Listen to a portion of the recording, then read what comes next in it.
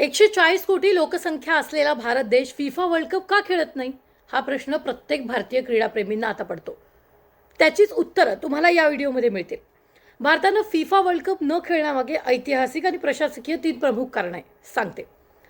बऱ्याच लोकांचा असा समज आहे की 1950च्या ब्राझील वर्ल्ड कपसाठी भारत पात्र झाला होता, पण फिफाच्या बूट घालून खेळण्याच्या नियमामुळे भारतानं नकार दिला. पण हे पूर्णपणे खरं नाहीये. तर अखिल भारतीय फुटबॉल महासंघाकडे तेव्हा ब्राझीलला जाण्यासाठी पुरेसे पैसे नव्हते असं म्हणतात. तेव्हा फिफानं प्रवासाचा खर्च उचलण्याची तयारी सुद्धा दर्शवली होती, तरी ते शक्य झालं नाही. त्या काळात भारतासाठी वर्ल्ड कपपेक्षा ऑलिम्पिक ही मोठी स्पर्धा मानली जायची.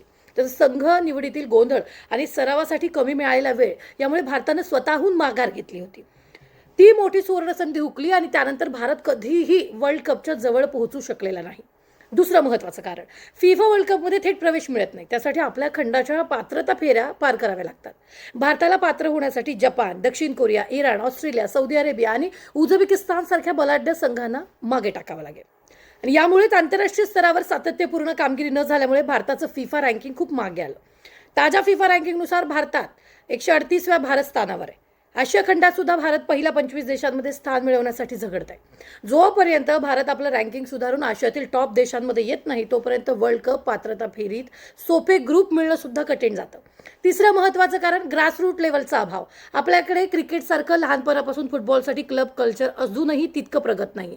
शालेय फुटबॉलपासून ते थेट नॅशनल टीम किंवा व्यावसायिक क्लबपर्यंत पोहोचण्याचा कोणताही स्पष्ट आणि सोपा मार्ग तरुणांसमोर नाही.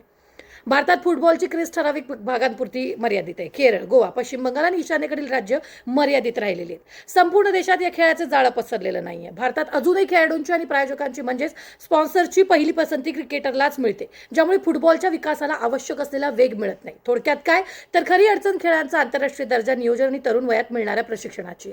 सुनील छेत्रीच्या निवृत्तीनंतर आता भारतीय फुटबॉलला एक मोठ्या आणि दीर्घकालीन योजनेची गरज आहे. याबद्दल तुम्हाला काय वाटतं? भारत कोणत्या वर्षापर्यंत फिफा वर्ल्ड कप खेळेल? कमेंट करून नक्की सांगा.